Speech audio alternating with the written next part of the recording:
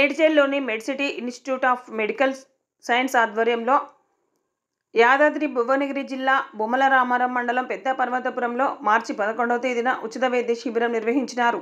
ఈ వైద్య శిబిరంలో దాదాపు 150 మందికి బీపీ, షుగర్, కంటి పరీక్షలు, చెవి, ముక్కు, గొంతు పరీక్షలు, వరి బీజం, బీజకుట్టు, గడ్డలు, కణతలు, థైరాయిడ్, చర్మ సమస్యలు, మోకాళ్ళ నొప్పులు, నడుము నొప్పులు, ఊపిరితిత్తుల సమస్యలపై డాక్టర్లు పరీక్షలు నిర్వహించినారు. డాక్టర్లు రోగులకు ఉచితంగా మందులను అందజేశారు.